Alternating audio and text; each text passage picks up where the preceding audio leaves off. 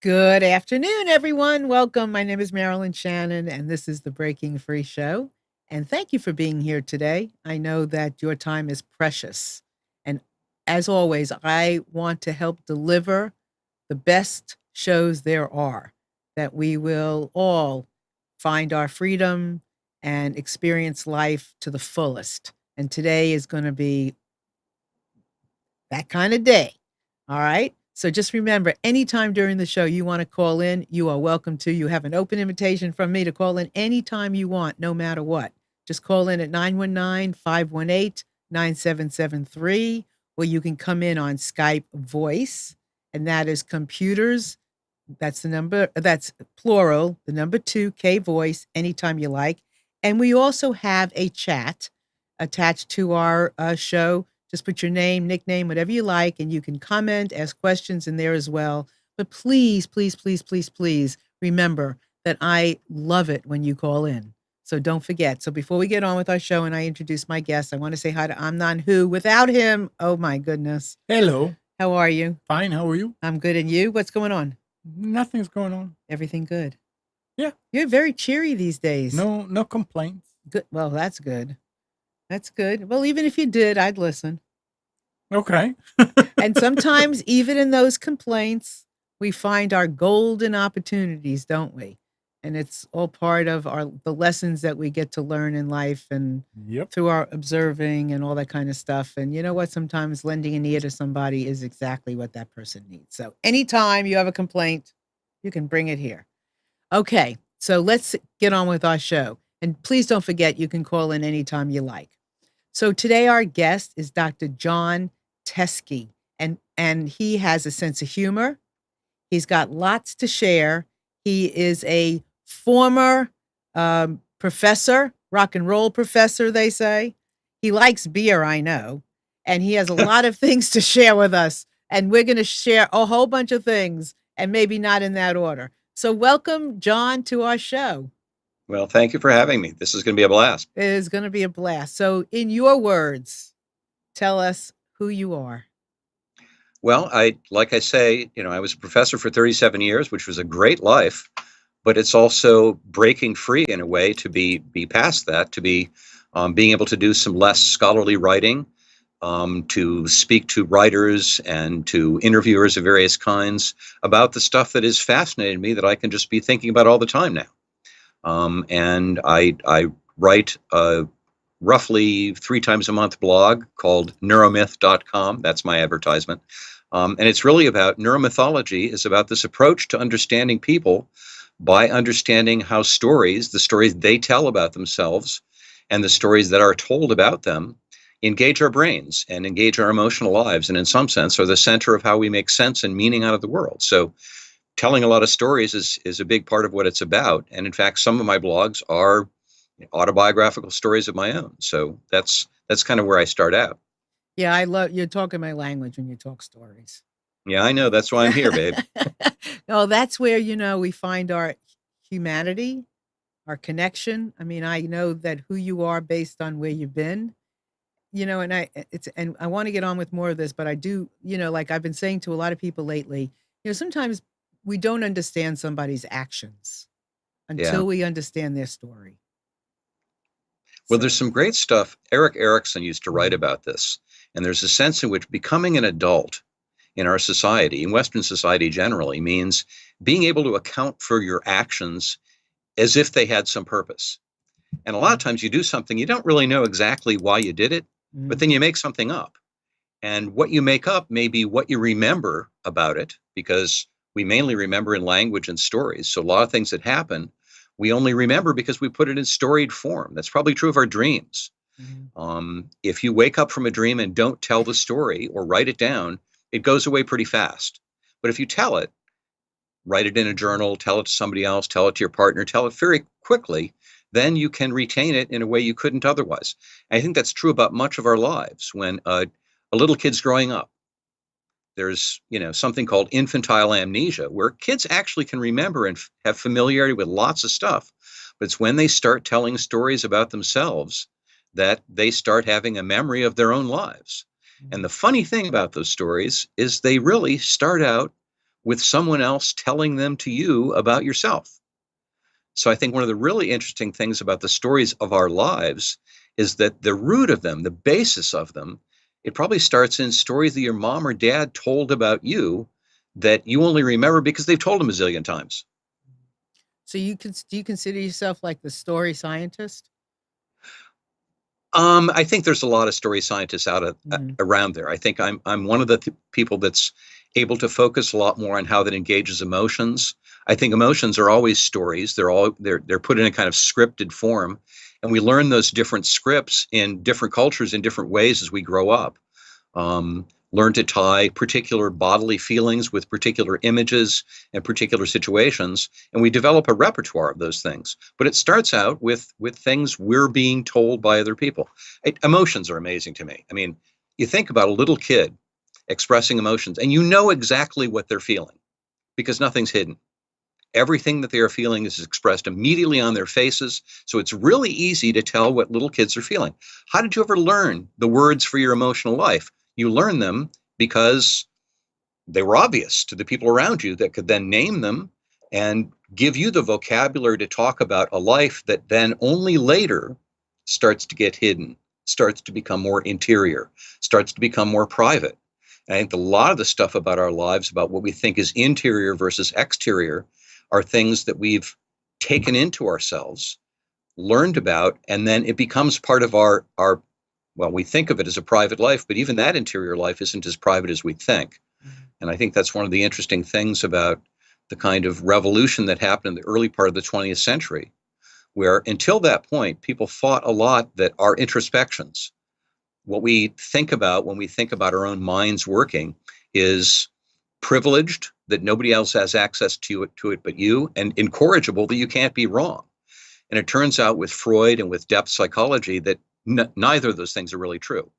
That we other people sometimes can tell what we're feeling better than we can, that we're not so incorrigible, they're not so private. A crock of an eyebrow or the how the corner of your mouth turns over when you have a certain expression can be picked up by other people when you can't even pick it up, when you don't really know what's going on. And that then becomes the story that someone else tells about you that can then become part of yours. So it's all these intertwined stories. So I want to go back to just one thing you said, and then I just want to clarify something else. So yes, early on, people would tell us how we feel, so to speak. And well, I think they're better at telling us what we're feeling because they're accurate, because our feelings are expressed very obviously. And then as we get older, we don't want anybody to tell us how we feel. We start hiding those things. When my oldest son was 4 or 5 years old, and he had these huge scenes of animals laid out over our rec room. And he reached the point that he wasn't quite putting that stuff just inside his head, but he started hiding his play space. That's how it starts to become private and interior, is you start hiding it. You start showing a poker face. Start not expressing your emotions as clearly, because then you develop this barrier between yourself and other people. So is it that we're hiding it, or is it that we don't want anybody to tell us what it is because we're figuring it out? Well, it's both of those things, really. It's initially you're just learning the vocabulary. Mm-hmm. As you become older, you start to hide it because you haven't figured out. But, unfortunately, and, I hate to blame millennials for this because it's true for all of us. When we do more and more text-based communication, we're afraid, and people use that a lot because it's not scary, because you don't make yourself vulnerable when you do that. But that also means people can't read your emotions. They can't read your nonverbal behavior. You can, plot and revise, and you check everything out. And as a result, and there's people that write about this that say, as a result, people that function that way really don't develop as good of a sense of themselves because they don't take that downtime to sort of work it out for themselves. Yeah, one of the best things. Yeah, and I'm sorry. Go ahead. Finish what you were going to say. One of the best things that I try to get people to do is to journal. If you write in a journal, that's a much better way of figuring things out for yourself in the same kind of storied form, because that's how we use words, how we put them together, so that you then have a better sense of yourself. Right, because through a journal, you can hear yourself. You can hear yourself through a journal. So before we go any further, because there's a lot that we can talk about, just talk about your days as a professor, so we have a little bit more of a base. So you were Oh, what kind of a I was a professor? psychology professor, Okay. but I taught at a small liberal arts college, so that allowed me to sort of express some widely interdisciplinary, interests that I had in mythology, in the relationship between religion and science, in the relationship between brain science and the sort of emotions that we learn about in psychology. So I taught a number of different psych courses, but I also taught a course on psyche and film that looked at the history of psyche, among other things, a course on psychology through Shakespeare. I taught a course on narrative and identity. I taught a course I taught for 10 years on brain, mind, and spirit, which is about, people's sense of their spirituality and how it ties to their psychology and their daily conscious experience, and how they make sense out of that. So there's a bunch of different things I got to do. Most recently, just before I retired, I started a course on emotion that a lot of undergraduate programs across the country don't have. And I think it's sad. I think it's weird, actually. People don't go into psychotherapy because they have bad thoughts. They go into psychotherapy because they feel really bad. And so it's both knowledge of and how our bodies are involved in that emotional life that becomes so important. And, helping students understand that and to think through these things for themselves and to learn how to think a little bit more critically involves asking themselves questions. It involves a certain amount of strategic doubt, not only of other people's arguments, you criticize their logic, their evidence, but also of your own. And that's the hardest thing to do. And that's why trust is so important to teaching. Because if you think about it, the times that you're able to hear something that's not so positive about you is only from someone you trust. Somebody you don't like tells you something bad, and you go, hell with you. But if it's a friend, if it's a lover, if it's someone that's close to you, you kind of listen. An enemy says, you were such a jerk at that party Friday night, and you go, so were you. If a friend tells you that, you say, oh God, what did I do? Because we see parts of ourselves we wouldn't otherwise see through the kinds of stories other people make up about us. Yeah. And some of it is made up, of course, but. But that's part of how we get to know who we really are, what we take from other people and what we don't. Here's one of the things that really disturbs me. And it's a funny one because it starts with talking about stories that, your parents told about. One of my earliest memories, and I share this with my class all the time. My kids used to love when I did this because they just laugh, is a story that my mother used to tell frequently about me holding her hand on Nicollet Avenue in Minneapolis, where I lived until I was about 2.5. I was really young. And she tells the story of me standing there and saying, big car, make Johnny go boom. Isn't that cute? Well, it's cute for a number of reasons. One, it's probably more complicated of a sentence than I actually said at age 2, where I probably said something like, car, big Johnny. I never referred to myself as Johnny, so it's weird that way.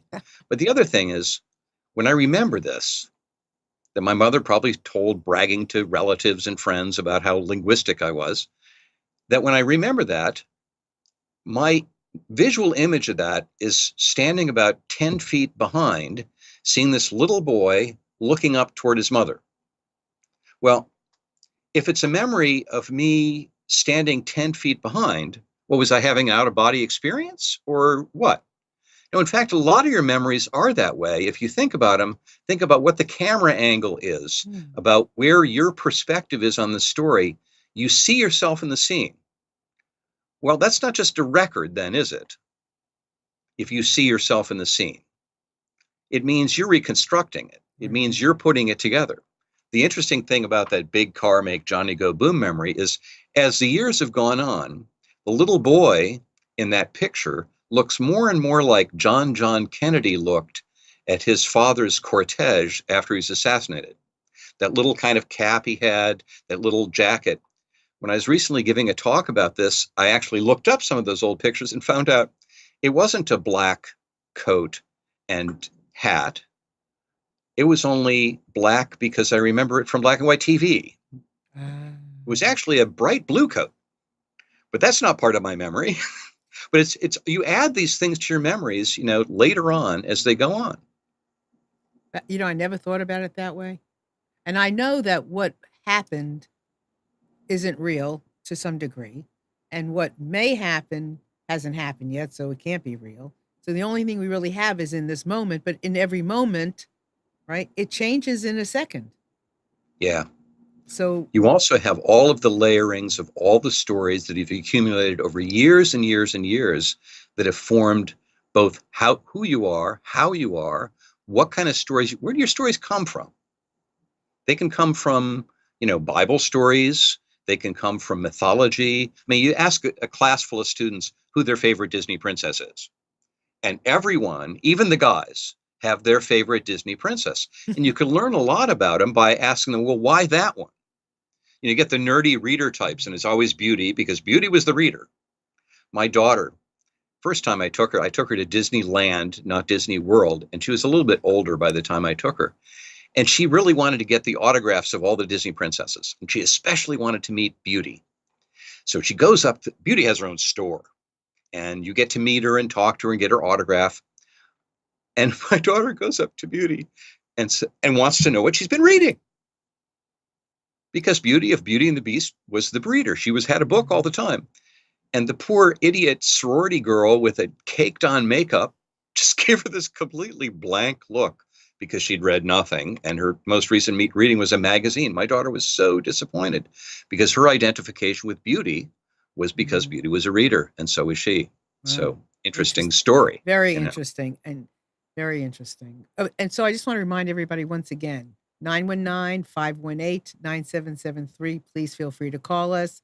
Computers, that's plural, to the name, blah, blah, blah, sorry. Computers 2K Voice on Skype. And if you are watching us on Facebook, you can come over to nissancommunications.com and partake in the show from there if you'd like to ask us questions in our chat. And if you're watching us on YouTube, kind of like the same way, because we have a chat here and we'd love to have you. So please join us, live on Nissan. Okay. So what started you off? And what is at the core of your work and started you off in the stories? And why does that matter? Okay. I think a big part of what's the central to it is teaching about theories of personality, where you have, something about genetics, something about, the inheritability of traits, but you also learn that the overlay on all of it and how we make sense of our lives is the kind of life story that we tell. And it's that we start to do, it's part of the identity crisis in young adulthood, where you start to put together a story of all the different pieces of your life and how they fit together.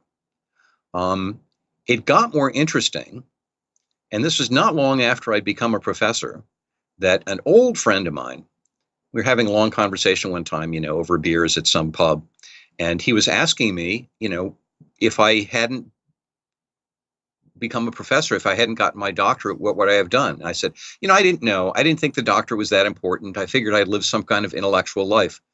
And he looked at me and he said, John, you are so full of it. Like a friend will sometimes do. Now, he was a real fan of Moby Dick. And he gave me this amazing quote that I never get quite right, but it's about Ahab sitting on the prow of the boat, looking out over the gunwales, saying, "Move me not from the iron rail." And he said that was you as a graduate student. And it was like, whoa. I was like the devil looking for the whale. And he said, you were really, really obsessed. And it's only when I heard him tell my life as Ahab that I got a very different perspective on myself. And that story is one that became the center of accounting for some things that went on in my life. Like I got denied tenure at Penn State. It's a whole long story, which you probably don't want to hear about. But I was blindsided because I went through a number of different layers of the process and was told, sent to the next level, was finally at the last one that I got nailed. Well, I tell the story of being Ahab and of harpooning the whale. That big white whale was, for me, Penn State. Well, what happens to Ahab when he does harpoon the whale? He's crucified on the side of it practically, and then the whale dives and he's lost then. I get cut loose by them not giving me tenure, which is ultimately probably a good thing. And I bob to the surface and I see this, it's shark infested waters. So there's this little boat and I heave myself over the prow of this boat and toss myself in the bottom of it, catching my breath, feeling this incredible sense of relief that I've avoided the shark infested waters. And the name on the back of the boat was Elizabethtown, the little college, liberal arts college that I got a job at after that. And I heave myself in this little boat that just says E-Town on the back, that has no water and no sail. And I see the storm clouds of middle age forming on the horizon. And it just, continues from there. But it's like you take these stories. They can be Bible stories. They can be myths. They can be movies you saw. And you make sense out of your life. And you do that. Sometimes that's how you watch movies. You identify with the character. You put yourself in their place. You feel some of the things that they felt. And the stories that are like those, and they're modified for your own experience, to be sure, become very much a part of who you and how the emotions you feel when you think about yourself. So A lot of stories are just about shaping our emotions. So what do you suggest people do? Do you suggest people, so journaling, so that you're writing and you're hearing yourself write and you're experiencing and you remember the emotion and then you take it deeper, talking to friends, sharing an experience, being open. So, okay. So back up a second. Emotion. The best of all the stuff, of all of it, is a face-to-face communication, a face-to-face conversation with people that is about how you remember your life, what you think about. And they're wonderful conversations because they can really only happen between people that know each other well. No one else cares really, but it's how do you get to know somebody? You're sharing stories. And you got to listen. And you have to listen to theirs. And listen, yeah.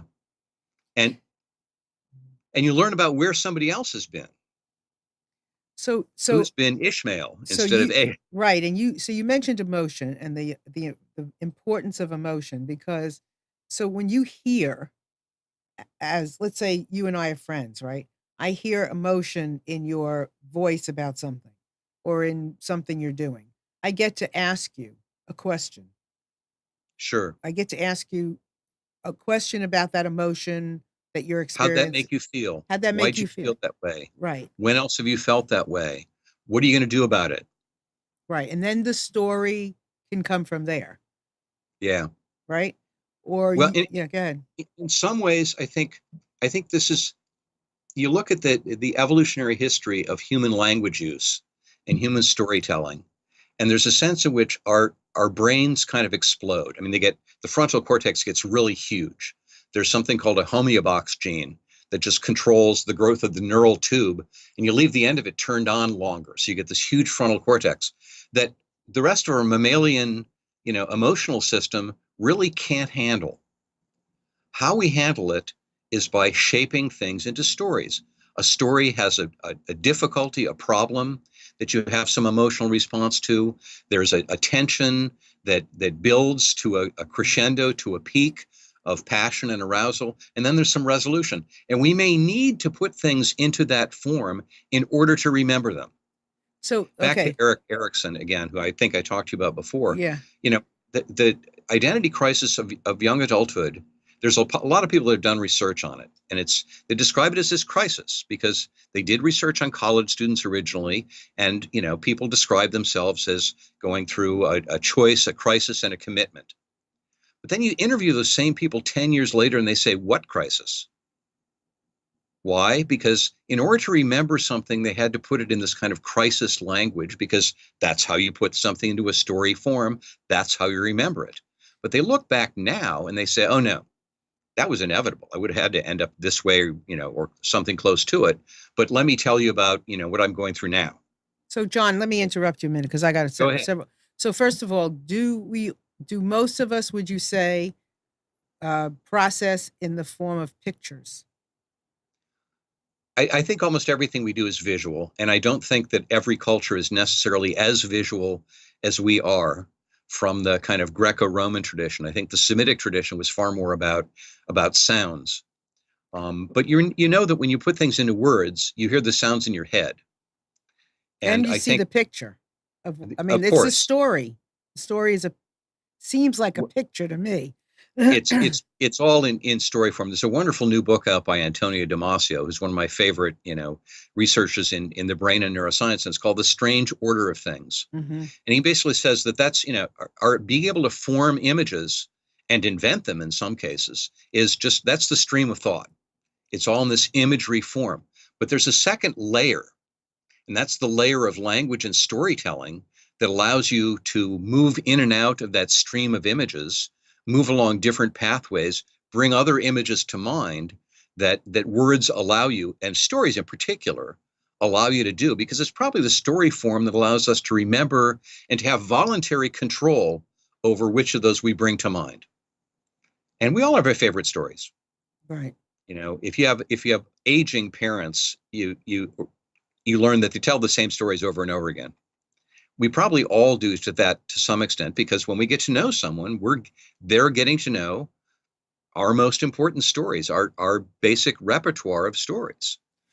Yeah, I Now, mean, I would say for myself, in fact, and been doing the show for so long, there are certain stories, experiences that I will share probably over and over and over again. And then as a new experience comes into my life, it might take a little bit of time, and maybe this is for a lot of people, I don't know, but it takes a little time, I think, to put it into a new story. Maybe you have a bit of the yeah, story and then it yeah, expands as we grow, as we learn, and as we discover the emotion that's attached.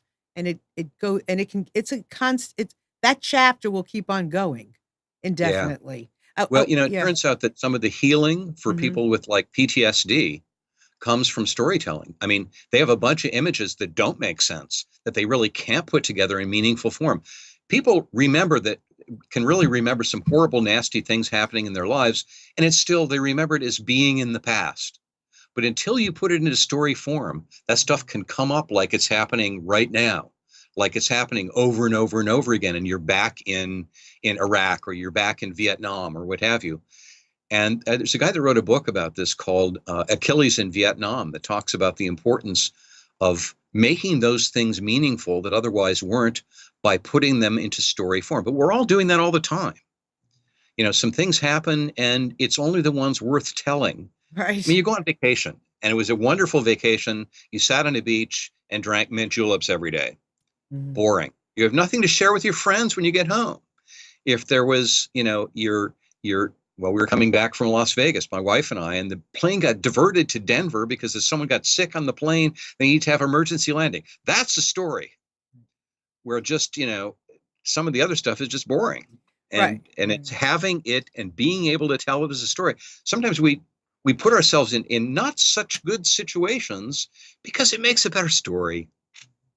And And if I you're think lucky, and I think we have to remember too, a lot of times that we talk ourselves in and out of things is talking yeah. ourselves in and out of one story to another.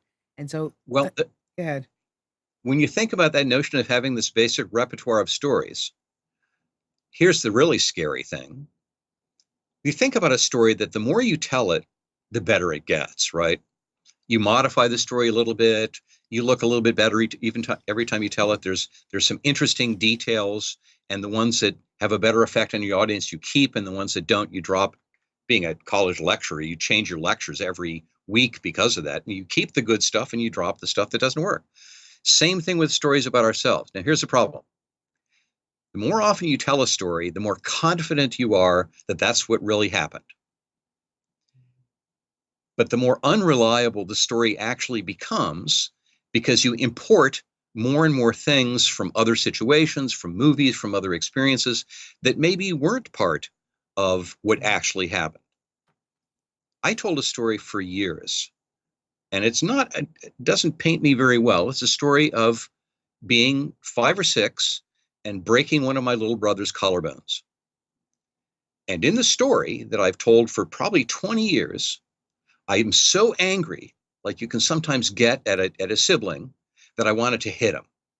I didn't want to punch him in the face because that might really hurt him and make him bloody. And then I thought I want to hit him in the chest. But if I hit him in the chest, that might like hurt his heart somehow.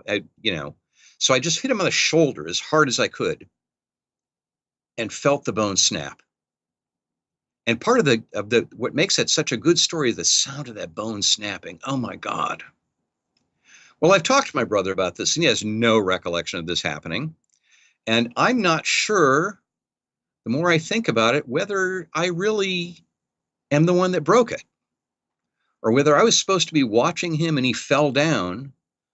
So I started feeling responsible for it in a way that becomes more and more part of the story that turns out 20 years later to not be true. What happens I think then? we all have a lot of stories like that, because the more you tell it, the more confident you are, but the more you tell it, the less reliable it probably is. So be careful of the stories that you like telling. They may be the least true. Right, and I also I think I'm hearing from you is tell your stories anyway and learn, God, right? And learn to. from the experience of the story changing. Well, it's also even the fictional parts of it. I mean, I learned something partly, I'm sure, from what happened at the time about my responsibility for my siblings. But part of it was in the telling of the story of that I'm responsible, that I can hurt someone like that I can hurt someone like that even when I'm trying a number of strategies to avoid hurting him too much. And even though that's actually turns out to not be true, I believed it to be true for many, many years, but it also may have helped me not hurt my brothers as much as I might otherwise had if I hadn't had that story to tell. I know stories are fascinating.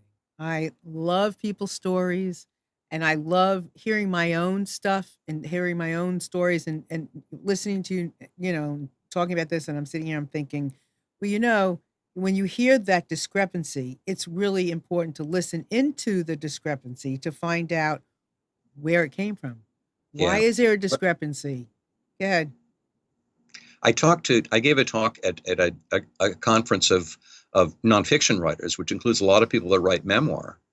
And one of the commitments of people that write memoir is to try to be honest as you can, because otherwise it's fiction. And you're trying to, the contract with your reader is you are trying to, and sometimes memoir writers go deep, and it's a psychological battle for them, especially when their stories are about hardship or addiction or a life of crime or their divorce or what have you. And they're really committed to that sense of honesty. And then you go, but wait a second. What do you do when you find out that a story that you've been telling for years isn't true? What do you think about the other stories you tell? Are you only feeling like you're being honest because you've done a much better job of fooling yourself first? I think it makes for pretty dangerous ground to believe. And there's, part of the revolution of the early part of the 20th century of doubting our introspections, of that kind of interpretive principle of doubt. It's like, be careful. Don't be so sure of yourself, because even the things that you carry with you as part of this central repertoire that other people that get to know you by hearing these stories. They're stories, people. Right. And they may have value qua story, not because they necessarily refer to some literal set of events that occurred. But those stories are important because they're important because of how they code your emotions, how they code your understanding of your own feelings, and how they've changed. And I think that's what psychotherapy is all about. Mm-hmm. I mean, a psychotherapist doesn't check your history, check old school records, look at old x-rays. The psychotherapist, their job is to help you take stories that you tell about yourself that make it harder for you to live and revise them without mucking with the facts too much, but revise them into stories that enable them to live their lives better. I mean, I can tell the story about getting denied tenure at Penn State and coming to this liberal arts college that it was, it was a cultural desert. It was, entering hell, that I'd lost my life and as a professor at an R1 institution. Or I can tell it as, oh my God, I was so lucky. Thank God I got cut loose from that whale and ended up where I did because I got to do all this interdisciplinary teaching. And I got to teach, students across the whole 4 years of their career and then follow them afterwards. And I can tell the story in both ways. And it has the same facts in it, but it's a very different story. And also who's listening. Oh, sure. Right? So you can be Of telling course. a story one way, and then and then you cannot control how somebody else is, listening to it, taking it in. Because for me, listening is at the core of everything. Because we listen to understand emotion, we listen to understand how to use the emotion, we listen to the stories, we listen to figure out what story to tell, we listen to what words. I mean, everything to me is listening is the connector for everything. Well, and part of self-knowledge, I think, is listen to what you're saying. Someone says to you, what are you saying? Listen to what you're saying. And you stop and you say, oh, geez, that really kind of is a little twisted, or that wasn't what you just said to me, or why am I doing that? And what need in me is that serving and maybe not serving well, So where are you suggesting people somewhat end up? Where are we in order to be at like a base for for ourselves being able to listen to the story, tell the story, hear your story, know about the story, all these things. Where are we working to get to? You have to be in your body. You have to be in your body. And there's so much about our culture, text-based communication, electronic communication, that most of our interactions are, sitting over a keyboard, typing, that you can control all the information that you're telling other people, that they can get your modified story, your edited story. But the problem is that when you're telling it to them face to face, it's real different. And they can see all sorts of things you may not be intending to convey, but they get to know you better. And because of their mirror to you, you get to know yourself better in that process too. I would say to a lot of people, remember conversation. Remember conversation. Recover conversation. Mm-hmm. Conversations are great. In my introductory psychology class, for about the last 5 years I taught it, the last 10 minutes of class, I swear to God, I did this. I would stop the class. Each person in the class was assigned to an interlocutor, something they have to talk to. And they would have to spend the next 10 minutes just having a conversation with this other person. And I think for some of them, it was really a threat initially until they actually start getting to know this person a little bit. And they're not their friends. I mean, I randomly assign them, so they're stuck with somebody that they maybe don't like. But they're getting to know them. And as they get to know them, they kind of get to like them better, too, and each other. John, that's the purpose behind all of my books. Yeah. Listening into the heart of, in just one afternoon, listening to the hearts of men, now twins, next millennials, so that when you listen into the heart of the story, the heart of the person, the heart of the philosophy, you get to understand. Yeah. You get to, agree to disagree. You know what I mean? You get to understand. The thing is having a conversation that goes more than 3 seconds, that is more than Twitter, that is more than, when I write emails, it's like the old model of correspondence where you can write a few pages. And it's not the model most people use, but it's a model of having the same voice that you would use in a conversation where you actually have to. So we need to connect. We need to connect. But also listening to what they say back. Right. So we need to connect, right, John? We need to connect. And someone says you're full of it and you trust them and you realize that you are, Then you have to ask, like, how do you think, in what way do you think I'm full of it? Yeah. Because that helped me realize where I really am and where I'm really coming from in this. And it's mutual. And, if it's someone you've gotten to know, there's a trust that's involved in it, that you're willing to take the risk of telling them something that maybe you're a little bit less sure about, or something that, your repertoire of good stories that you tell someone when you're just getting to know them, those are the ones that you've told over and over, and you're good at telling them, and you know how to tell that story. It's not the same as the ones that when you're trying to figure something out, or you just got dumped, or you just had a defeat, or you just had some crisis occur and you're trying to make sense out of it. And those are probably the ones that are the most important, really. And we all know that. Because And it means, they're raw and real. yeah, You and know, it means put the phone down, you right. know? So I do, haven't done one in a little while, but I do, you know what a talking stick is, right? Yeah, yeah. So I've done many sessions with groups of people who have never been together before. And if for those of you that don't know what a talking stick is, it's a Native American culture. It's a stick from a tree, usually. And in the old tribal days, maybe the chief put things on the stick that had meaning to his tribe. And they would use it. Oh yeah, Amnan's got one. Oh man, thank you. Look. Whoa, here's one. This is great. So Amnon was part of one I a love long time. this. Yeah, so instead of me putting things on, people who came to the circle put things on the stick with some meaning attached. And what we would do is we would go around in the circle and people would express what they put on the stick. And then it just went from there. And the interesting thing about, thank you so much. Thank you, Amnon. The interesting thing about people expressing what they put on, because everything was different, and the things they put on came from a different place, a story, a meaning of some sort, is that we each got to hear Yeah. the heart and soul of someone, cut right through the chase. Got to hear What's really someone. funny about that is the differences between the people that have a hard time giving the stick up and the people that have the stick and are just, it makes them really scared. I went with a colleague of mine that took a bunch of students on a winter trip to Prague and Vienna. And at the end of the trip, the students had one assignment: is they had to stand up in front of the group and talk for 3 minutes. 3 minutes. That's nothing. And these poor kids, most of them were completely freaked out about this because they had to tell a 3 minute long story of their experience that they had over this couple of weeks in visiting foreign cultures.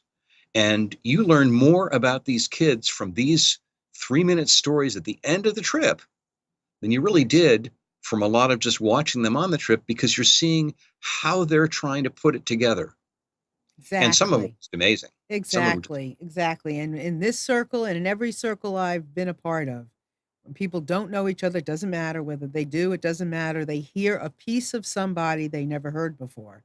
And what that does immediately is it connects people immediately without hesitation. And then people can share whatever they want. It just cuts through it. And it's a beautiful thing. So anytime we have an opportunity to connect is the way it's supposed to be. And you know what makes it even more interesting? And I fear that a lot of people that rely too much on electronic communication don't do this anywhere near enough. And that is, a talking stick is something that you see in public. It's something you're really willing to share in front of a group, to add, as a souvenir piece, as a memento to the talking stick. But it's a very public thing, and public speaking can be scary, and that's fine. But it's about how much do you get to know someone by coming into their intimate space, not hearing their secrets, but seeing the stuff they keep around them. I mean, I look at the books behind you and the desk behind you and the trees behind you through the big window, and I get a different sense of who you are than I would if And that stuff that's wasn't not behind you. real. And none of that, none of that is a picture. However, that's good. I love it. But It's a nice that's not, but you can tell something about me, right? You can Yeah, tell that we picked that picture, right? right. To go behind me. So there's a deeper story. Don't give up. Here's the thing. Use your listening not to give up a piece of something. Don't stop it being wrong. Don't stop it being right.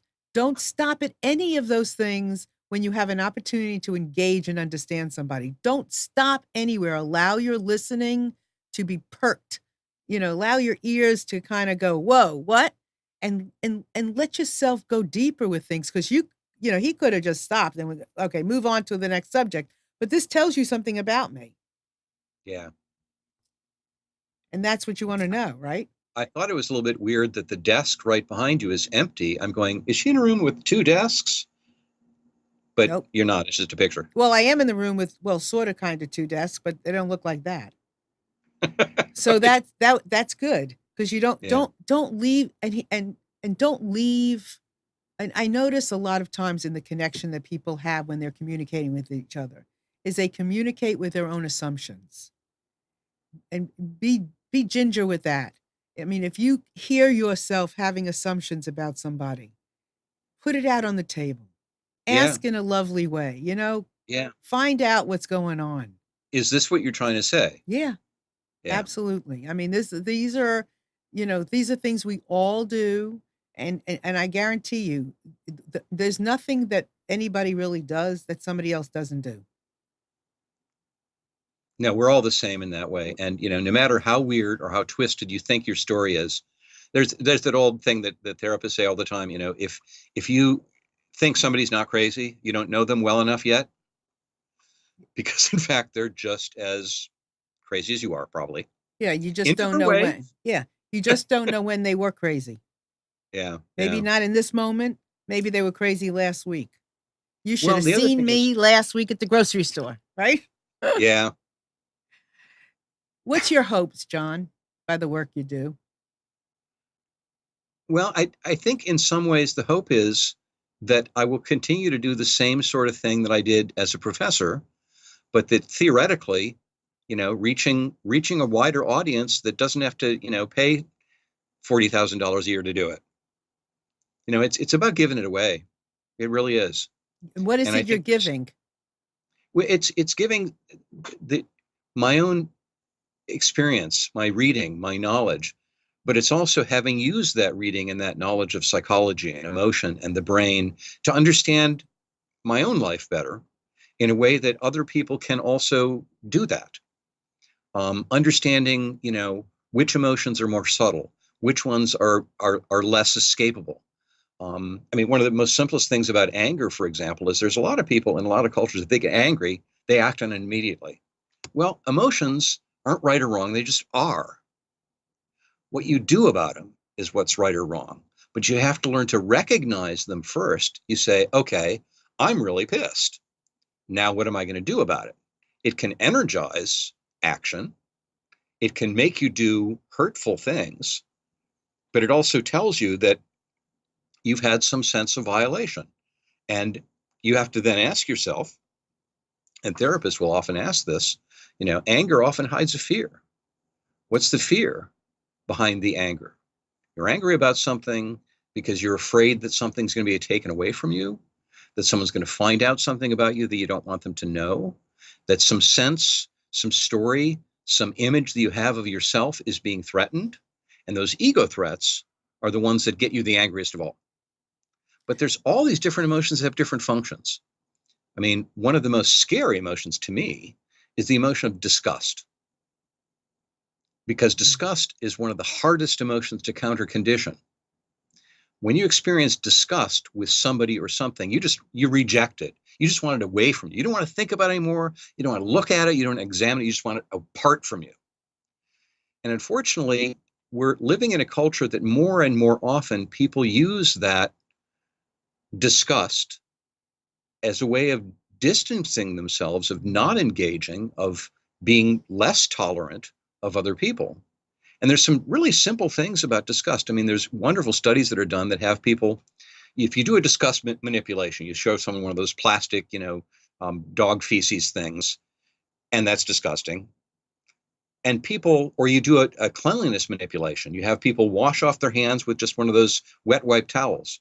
People are nicer and make more compassionate judgments when they've done a cleansing manipulation, and they judge people more harshly when they've had this disgust emotion tied to it.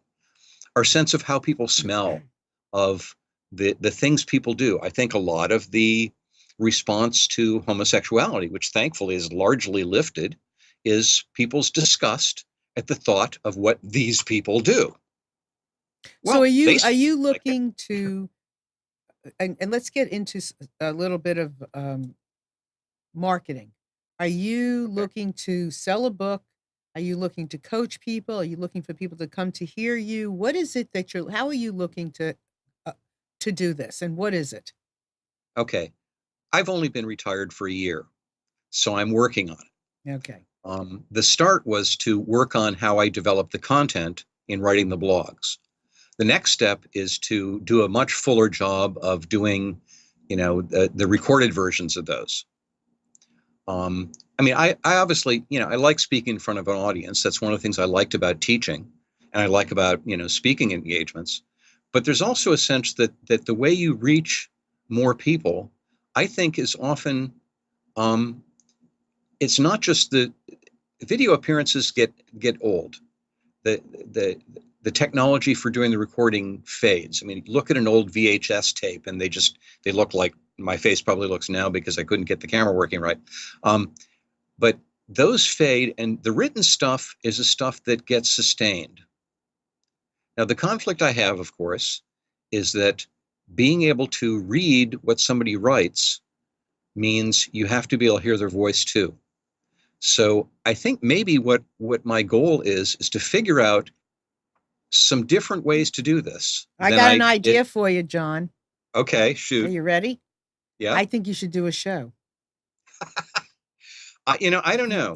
I think you and Amnon should have a casual conversation because a lot of people share about stories. Yeah.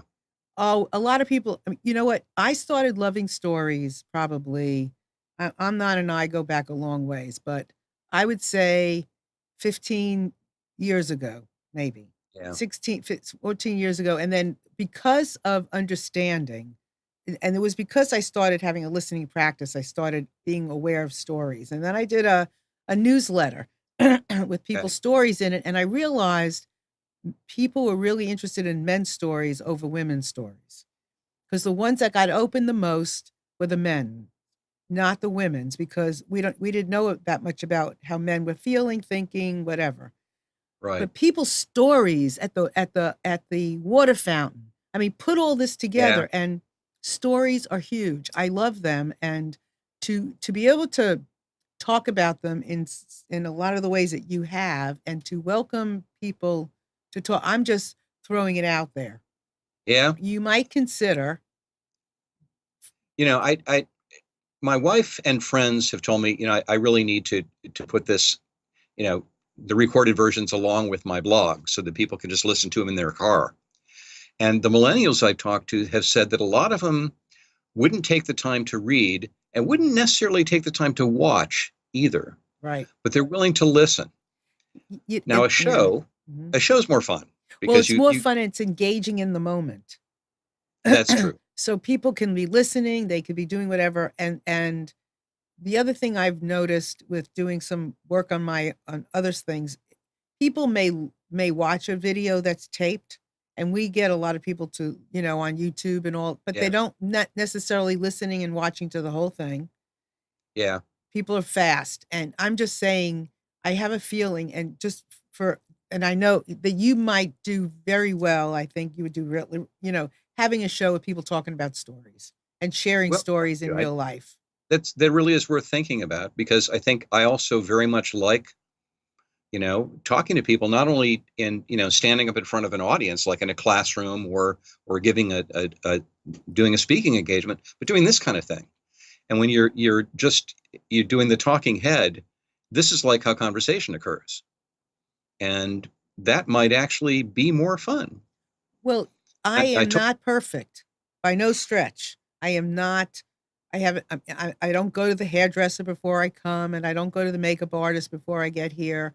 I am me. I do the very, very best that I can in crafting a show with the help of Chris and, of course, Amnon, and putting people out here in our show that we get to share, that have something to say, that will break us free.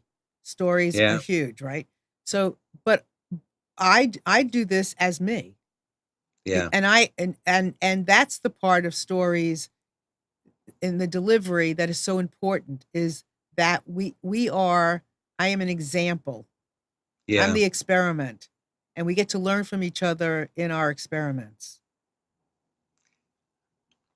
I think part of the thing that I've liked about writing the blogs is that unlike scholarly writing, where you got to document everything, um, I don't have to do that. I mean, I refer people to books all the time because I read, but it's also that I get to include more personal detail. I get Right. to include more of myself Absolutely. than I can in scholarly, than I even can really in class, because there's things I can write in a blog they wouldn't necessarily say in front of a classroom. Um, and I think maybe doing that in a visual context like this, I don't know. I have to get used to my Well, face. think about it. Think I've kind of about gotten it. used to my voice, but my Yeah, face, no, but I don't. think about it, and this is really, I don't usually do this on the air like this, so to speak, but the intimacy that we get to Yeah, share through our stories and our own life lessons. This is a life happening in the moment. This is not something that happened yesterday. This is happening in the moment where we are having this dialogue that yeah, you have, you audience, friends out there, family that are listening, you have opportunities in moments to do things that yeah, are just like this. Maybe not over the air, maybe it's over coffee, maybe it's over a muffin, maybe it's dinner, whatever it is. It's we have opportunities to be intimate and and be able to share from our heart who we are, what we know, what we don't know, what we're tripping over. Here's a question for you. Yeah. Um, One of the things, I mean, I actually did some research on nonverbal behavior in which I show people videotapes of people having a conversation over a table, and then just from their nonverbal behavior, how good of a judgment you can make of what kind of relationship they have, even if you turn the sound off. And it's interesting. There's a bunch of findings I could talk a lot more about, but I won't. Here's the question. Do you think it works better to do it this way, where I can see your face, you can see mine, for an audience that then has to switch back and forth between our faces? Or would it be better to, I mean, it might be easier just to have people on site where you can be having a conversation that really is embodied in face to face in a way that it's not. Now, I'd have to come down to where you in Raleigh, it'd be hard to do that. But my wife suggested this to me when I shortly after I retired, and that is, why don't we just have some conversations like we'd have over a table with a beer or a glass of wine, just two people having her perspective's biology, mine's psychology and neuroscience and mythology, and that's a way of doing Can that. I'm going to answer you very simply. There's no right and wrong, and you're thinking about it too much. Any of it will work. That's the Yeah, point. Anything will yeah, work. If you were sitting here with me now, wouldn't you love it out there? Absolutely. If you're sitting, it doesn't matter yeah, as long as we do it. And whatever, it's like, how many books can you read about neuro whatever?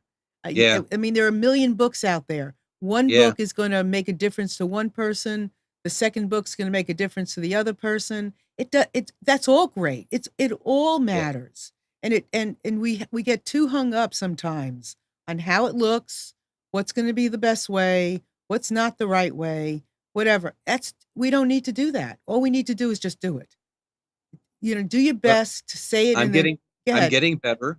I'm Yeah. trying different things. The next step is to do more audio, and I'm gonna try doing some videos too. I've got a couple that I started with my wife that we'd never had time to finish. We have a 2-year-old, so we have some other things Oh on our mind. boy, you do. But yeah, and unfortunately we're like out of time. But Yeah, but this has been great, and I would say you've done a fabulous job of what you've done in a year. yeah, So you can't have it looking any better than that, yeah. right? But let's you and I talk some more, Okay. okay? I'd love to. I would I've love got to. your contact info, Yeah, so I'm happy to do that. yeah, I would And love to. Absolutely. anytime you want to have me. I would love to, and I'm gonna invite you to do one of my with my twin thing, but you Okay, can't know that about would be that. really Okay, cool. We have I'm to not. You talk wanna show my about that book? stuff. Yeah, real quick. Here you go. My book, my 2 books on Amazon. In just one afternoon, Right. listening to the hearts of men, interviewed a bunch of men about their life, emotional journey, and now Yeah. it's in just one afternoon, listening to the hearts of twins, which is extraordinary. And next will be millennials. Be on the lookout for that. But John, it's been a pleasure to have you here. Glad Thank to be you. here. Glad to talk to you. And good luck with the books and Thank you. the millennial one and the twin one. I'm Yeah. happy to help out All with right, you those. will. Like, You will. I'm going to be in touch. Okay, great. And everybody out there, thank you so much for joining us today and being part of this new story. Bye.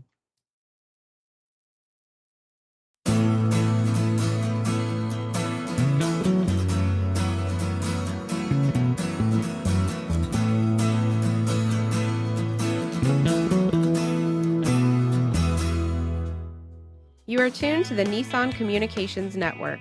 If you tuned in too late, you can always watch each program in its entirety or download an MP3 audio file of it in the archives section at nissancommunications.com. Don't forget to subscribe to our YouTube channel, follow us on Twitter, and like us on Facebook. Sponsored by Telestream's Wirecast software, StreamingGear.com, Carolina Apparel, and DeltaForce.net.